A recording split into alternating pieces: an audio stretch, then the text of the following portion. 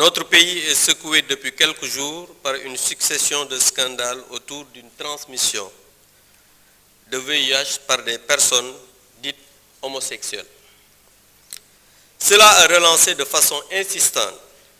l'engagement que vous aviez pris de criminaliser ce délit. Je rappelle que notre gouvernement avait bien prévenu que cet engagement n'était fait que pour la propagande électorale, que jamais, selon le renseignement dont nous avions alors connaissance, il ne serait respecté. Et vous nous donnez raison, parce que, Monsieur le Premier ministre, en effet, le 3 décembre 2022, vous déclariez ceci: quand nous serions élus au Sénégal, la loi criminalisant l'homosexualité sera l'une des premières lois votées. Pourtant, le 18 février passé, le gouvernement dont vous êtes le chef a adopté un projet de loi proposant juste un réaménagement du délit. Puisque vous êtes le chef de la majorité parlementaire, vous nous l'avez dit ici, allez-vous demander à vos députés de faire une proposition d'amendement pour criminaliser le projet gouvernemental? Sinon,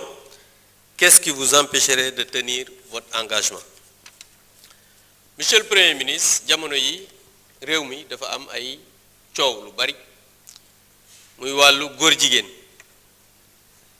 te yow sa gouvernement tey jii yow yaay chef du gouvernement ak chef majorité parlementaire waaye le 3 décembre 2022 da nga waxoon ne nga ne boo yegsee ci nguur gi ak ñi nga àndal loi yi ngeen di njëkk a voté bokk na ci buy criminaliser wàllu ngóor jigéen ñu gis ne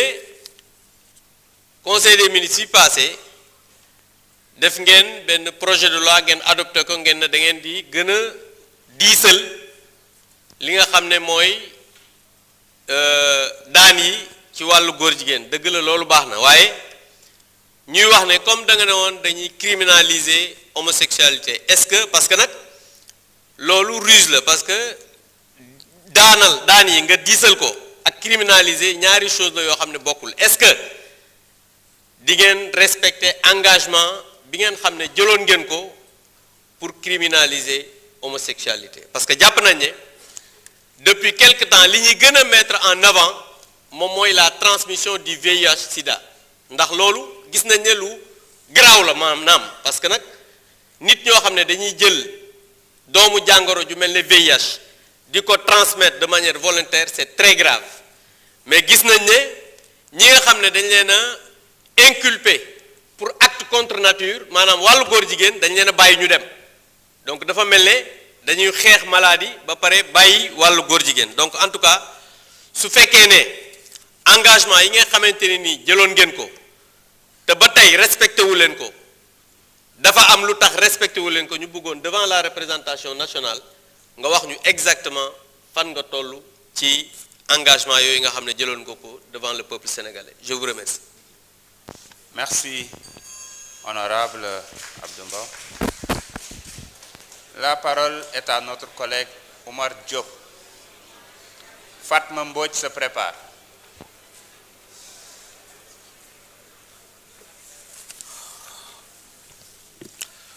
Bismillahi rahmani rahim. Monsieur le Président, maa ngi lay nuyu di nuyu monsieur le Premier ministre ak membre du gouvernement bi nga xamante ne ñoom ñëpp nga àndal ak boolem sénégalais yi ñuy teewlu ci biir réew mi ak ca bitim réew yàlla sama borom wax na ci alquran wa ja'alnaahum a'immatan yahduuna bi amrina lama sabaru wa kaanu bi ayatina yuqinun njiit yi yàlla tànn ten mat sëkk lan doon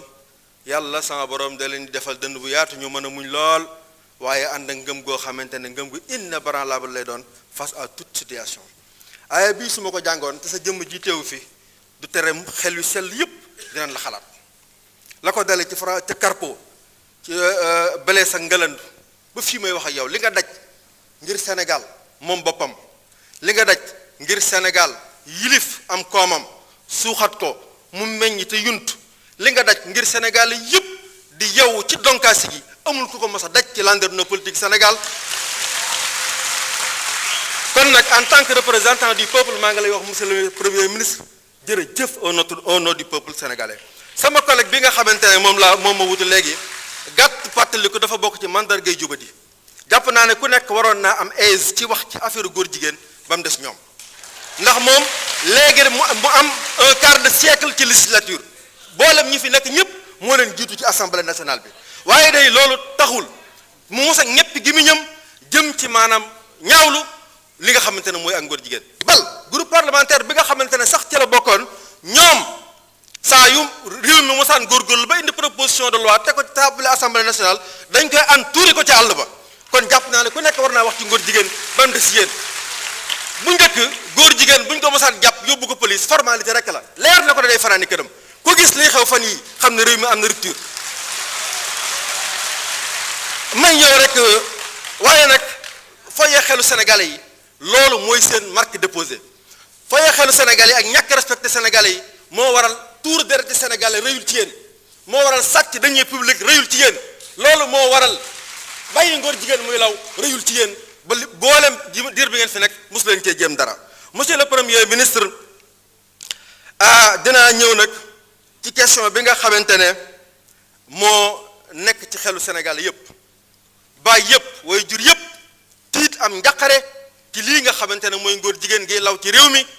te ñu jaaxle ci lool sama question moo doonoon gis nañ ngeen adopté ci conseil des ministres wax ne incha allahu taala loi bii nga xamante ne 1965 ba léegi mi ngi fi ngóor jigéen di law régime yi di succédé wu kenn musu cee jéem dara yéen a wax ne da ngeen ci taxaw durcir ko waaye définir lan mooy acte contre nature képp ko taxawat di tàcc ngóor jigéen yoon dal ci sa kaw képp koo xamante ne da ngay génn sa alal di ko ci def ngir mu law yoon dal ci sa kaw bëgg nañ loolu monsieur le ministre nga ñëw ci ba mu leer ci bopp sénégalais yi ndax nag le peuple sénégalais mérite de savoir lan la état pare pour def ko ci loolu ndax fële wala boo xam ne waxuma la mbol gi ak raj gi nga xamante ne moom la doon waaye dafa nekk problème de santé publique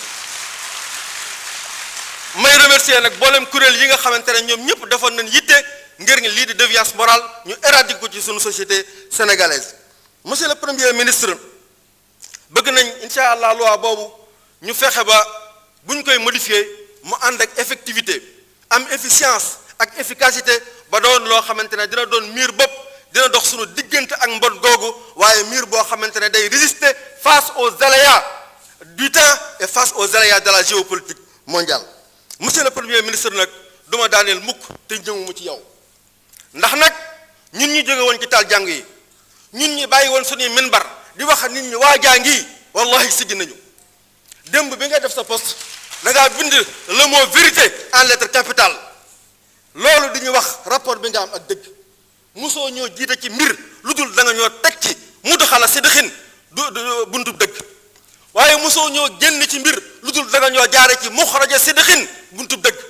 waaye mosuñu laa gis nga jëf wala nga wax lu dul da ngaa teg sa tànk ci dëgg maqalu si dëxin mosoo la yàlla layaa bi mosoo wax ak ñun ci langue de bois jamono bu nekk lisaana si dëxin moom ngay utiliser kon na nga yaakaar te sa xel dal ne sama borom dina defal sultaana nasira ñi nga xamante ne ñoo la bañ ba gis la ak yamale ko gis seen butit maa ngi leen di wax la Cheikh Ibrahima Diop almasari yi waxoon borom daaru moot man dalla yajhaduhu aw baata yaxsuduhu fallahu ya'duduhu wastaqat xudira le venin la haine c'est un venin que vous vous inoculez tout en espérant que monsieur Ousmane Sonko va sombrer déedéet le Sénégal va arriver à bon port wasalaamaaleykum wa rahmatullah. S'il vous plaît. S'il vous plaît.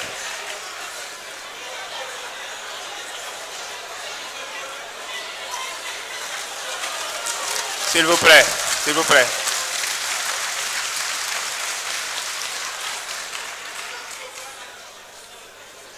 Monsieur le Premier ministre, vous avez la parole. C'est pour 32 minutes. Merci, Monsieur le Président de l'Assemblée nationale. Monsieur le Président de l'Assemblée nationale,